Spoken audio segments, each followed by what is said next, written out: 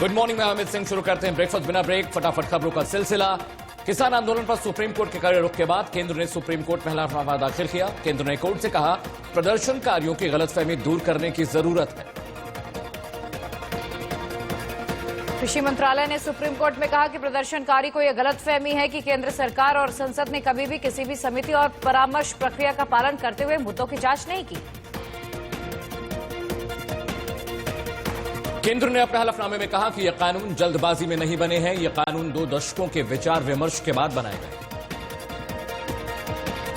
केंद्र ने कहा कि देश के किसान काफी खुश हैं क्योंकि उन्हें अपनी फसलें बेचने के लिए मौजूदा विकल्प के साथ एक और विकल्प मिल गया है। केंद्र ने सुप्रीम कोर्ट में बताया कि किसानों का कोई भी अधिकार इन कानूनों के जरिए छीना नहीं जा रहा। किसानों के साथ जुड़ने की पूरी कोशिश केंद्र सरकार ने की। दिल्ली बॉर्डर पर पिछले 48 दिनों से प्रदर्शन कर रहे किसान 26 जनवरी को ट्रैक्टर रैली निकालने जा रहे हैं, जिसे लेकर किसानों ने अपनी तैयारियां भी लगभग पूरी कर ली हैं। सुप्रीम कोर्ट में केंद्र ने अर्जी दाखिल कर कोर्ट से आग्रह किया है कि ट्रैक्टर रैली नहीं निकालने का आदेश कोर्ट जारी करे। कोर्ट आज इस अर्जी पर सुनवाई कर सकता है। इससे पहले सुप्रीम कोर्ट की तरफ से समिति गठन करने के सुझाव को किसान संगठनों ने खारिज कर दिया था। किसान संगठनों का कहना है कि वो सुप्रीम कोर्ट की तरफ से गठित किसी भी समिति के सामने पेश नहीं होंगे। किसानों ने इसके पीछे केंद्र सरकार के जिद और किसानों के प्रति लापरवाह रवैये को जिम्मेदार बताया है। संगठनों का कहना है कि केंद्र सरकार की रुख की वजह से उन्हें ये फैसला लेना पड़ा है।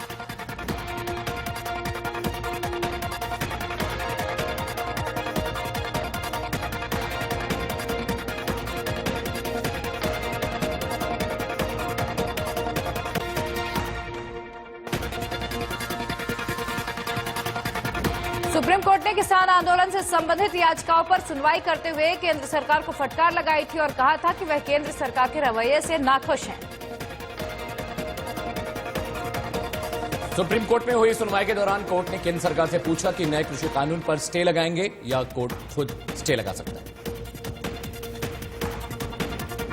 कोर्ट ने कहा कि किसान संगठन और केंद्र के बीच चल रही बातचीत का उन्हें नहीं पता, लेकिन लगता है कि नया कृषि कानून जनहित में नहीं है। इस कानून को अच्छा बताने वाली एक भी याचिका दायर नहीं हुई है। जस्टिस बोबडे ने किसानों का पक्ष रख रहे वकील से कहा कि आंदोलन में वरिष्ठ नागरिक और महिलाएं क्या कर रही हैं, इस क्षण में वो सड़कों पर क्यों हैं। हम चाहते हैं कि वो घर वापस जाएं। लालू यादव के बेटे तेज प्रताप विद्वांसनी का दर्शन पूजन करने पहुंचे। इस दौरान बीजेपी पर वार करते हुए उन्होंने कहा कि जब तक ये सरकार रहेगी तब तक देश और किसानों का भला नहीं होगा। पश्चिम बंगाल बीजेपी उपाध्यक्ष दिलीप घोष ने ममता बनर्जी पर जमकर निशाना साधा। दिलीप घोष ने कहा कि ममता बनर्जी ट्रंप की तरह जिद्दी हैं, जो हारने के बाद भी जल्द कुर्सी नहीं छोड़ेंगे। हरियाणा के शिक्षा मंत्री कंवरपाल गुर्जर ने कहा कि प्रदेश में लोकदल की स्थिति काफी खराब है। लोकदल पार्टी अब खत्म होने वाली है।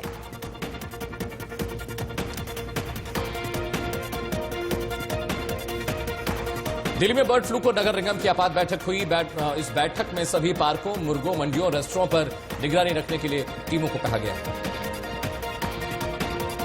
महाराष्ट्र के परभणी जिले के मुरस्तुमा गांव में 900 मुर्गों की मौत हो गई है। ये मौतें बर्ड फ्लू की वजह से हुई हैं। भोपाल लैब से सैंपल टेस्ट करने के बाद जो रिपोर्ट आई है उसमें इस बात की पुष्टि हो गई है। मुंबई के चेंबूर इलाके में 11 कौवों की संदिग्ध मौत से हड़कंप मच गया है। मौके पर पहुंची पुलिस ने बीएमसी अधिकारियों को इस बारे में सूचित किया। गुरुग्राम में बर्ड फ्लू को लेकर स्वास्थ्य विभाग पूरी तरह से मुस्तैद है। प्रशासन ने सुल्तानपुर में बर्ड सेंचुरी को बंद कर दिया है। यूपी में बर्ड फ्लू की दहशत है। लखनऊ के चिड़ियाघर को बंद कर दिया गया और पशुओं के खानपान में बदलाव भी किया गया। कानपुर में बर्ड फ्लू का कहर लगातार जारी है। कानपुर के जू को पूरी तरह से बर्ड फ्लू आने से बंद कर दिया गया है। रुड़की के पिरान खलियर में कई मुर्गियों की अचानक मौत हो गई। मुर्गियों की अचानक मरने से बर्ड फ्लू की दहशत फैल गई है। विभाग ने मुर्गियों के सैंपल जांच के लिए भेज दिए।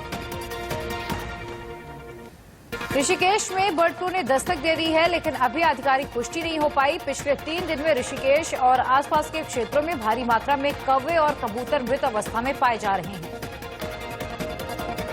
उत्तराखंड के देहरादून में कई कौवे समेत करीब 250 पक्षी मृत मिले। देहरादून के अलग अलग हिस्सों में 165 पक्षियों के मारे जाने की खबर। पटना में भी बर्ड फ्लू का असर दिखाई दे रहा है। बर्ड फ्लू के कारण चिकन की कीमत और बिक्री में कमी आई है। मध्य प्रदेश के शाजापुर में भी बर्ड फ्लू की पुष्टि हुई है। भोपाल भेजे गए कौवों के सैंपल पॉजिटिव आ गए हैं। बर्ड फ्लू को लेकर प्रशासन पूरी तरह से अलर्ट पर।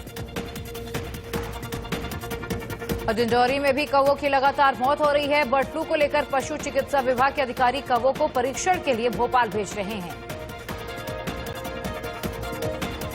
पशुपालन मंत्री गिरिराज सिंह ने कहा कि बर्ड फ्लू से घबराने की जरूरत नहीं है। उन्होंने कहा कि बर्ड फ्लू इंसानों में नहीं फैलता। अंबाला की पहली महिला मेयर शक्ति रानी शर्मा 14 जनवरी को शपथ लेंगी। अंबाला की कमिश्नर दीप्ति उमाशंकर शपथ दिलाएंगी।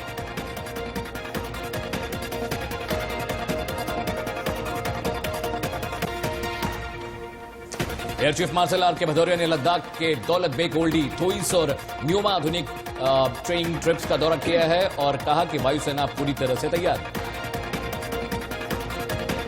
मध्य प्रदेश के सीधी में एक महिला के साथ गैंगरेप किया गया। बलात्कार के बाद आरोपियों ने महिला के प्राइवेट पार्ट में रॉड डाल दी।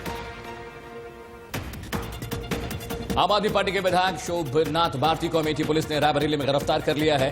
प्रदर्शन के दौरान बीजेपी कार्यकर्ताओं ने उन पर स्याही भी फेंकी। यूपी में कक्षा 9 से 12 तक स्कूल एक ही शिफ्ट में खुलेंगे। पहले 2 शिफ्ट में स्कूल चल रहे थे। प्रदेश के सभी बोर्ड के स्कूलों के लिए निर्देश जारी किए गए हैं। सीतापुर में कोरोना वैक्सीन की तैयारियों को लेकर डीएम ने जायजा लिया और स्वास्थ्य कर्मियों को बेहतर सुविधाएं देने के निर्देश जारी किए। फिरोजाबाद में पुलिस और बदमाशों के मुठभेड़ में 9 बदमाश गिरफ्तार हुए हैं। मुठभेड़ के दौरान 2 बदमाशों के पैर में गोली लगी थी। बागपत में पारिवारिक विवाद को लेकर युवक ने अपने छोटे भाई की गोली मारकर हत्या कर दी। मौके से आरोपी फरार हो गया है। पुलिस मामले की तफ्तीश कर रही है।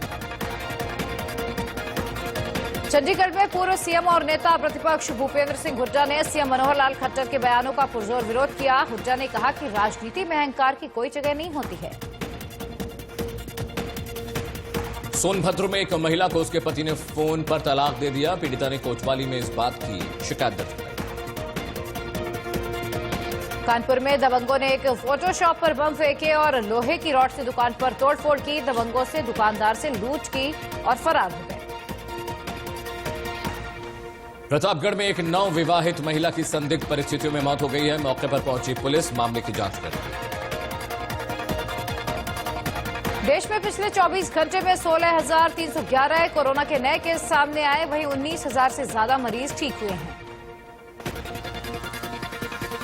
देश में कोरोना के अब तक 1,04,66,000 से ज्यादा मामले सामने आ चुके हैं। इनमें से 2 लाख से ज्यादा एक्टिव केसेस।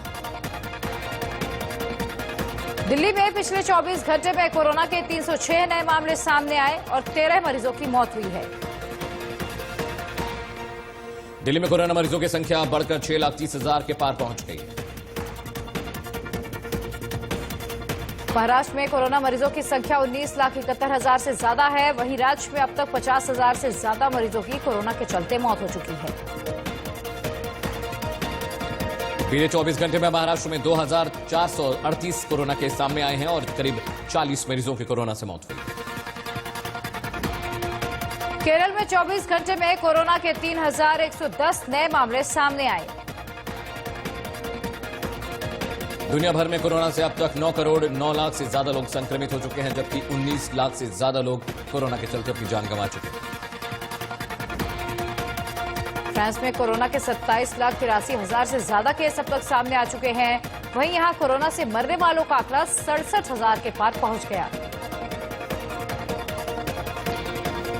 अमेरिका में कोरोना से अब तक 2 करोड़ 29 लाख से ज्यादा लोग संक्रमित हो चुके हैं, जबकि 3 लाख से ज्यादा लोग कोरोना के चलते अपनी जान गंवा चुके हैं।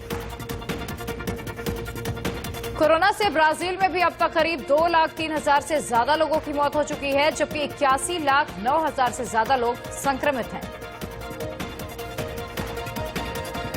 रूस में कोरोना से अब तक 34,25,000 से ज्यादा लोग संक्रमित हो चुके हैं, जबकि 62,000 से ज्यादा लोग कोरोना के चलते मरे। जर्मनी में भी कोरोना से अब तक 19,37,000 से ज्यादा लोग संक्रमित हो चुके हैं, जबकि 41,000 से ज्यादा लोगों की मौत हो चुकी है। स्पेन की राजधानी मैड्रिड में भीषण बर्फबारी से पूरा शहर ढक गया। इस बार की बर्फबारी ने पिछले 57 सालों का रिकॉर्ड तोड़ दिया। इंडोनेशिया में तेज बारिश के बाद जावा में 2 बार लैंडस्लाइड हुई है। रेस्क्यू करने पहुंची टीम भी मिट्टी में दबी, जिसमें 11 लोगों की मौत हो गई। नेपाल के प्रधानमंत्री केपी ओली ने फिर विवादित बयान दिया है। केपी ने कहा, भारत से वापस लेंगे काला पानी, लिपुलेख और लिम्पाधुआ। ट्रंप के अकाउंट को सस्पेंड करने के बाद से ट्विटर के शेयर 7% तक गिर गए हैं। कैपिटल बिल्डिंग में हिंसा के बाद ट्विटर ने कड़ा एक्शन लिया था। भारत और ऑस्ट्रेलिया के बीच तीसरा टेस्ट मैच ड्रॉ रहा। चोटिल हनुमा विहारी ने 161 गेंदों में नाबाद 23 रनों की पारी की। तीसरे टेस्ट के नायक हनुमा विहारी हैमस्ट्रिंग चोट के कारण ब्रिस्बेन में चौथा टेस्ट नहीं खेल पाएंगे। टीम इंडिया के कप्तान विराट कोहली पिता बन गए हैं। उनकी पत्नी अनुष्का शर्मा ने बेटी को जन्म दिया है। विराट ने सोशल मीडिया पर यह जानकारी साझा की। स्टार महिला पहलवान बबीता फोगाट ने भी बेटे को जन्म दिया है। पति विवेक सुहाग ने ट्विटर पर पोस्ट शेयर कर इसकी जानकारी दी। विवेक ने कहा, हमारे बेटे से मिलिए।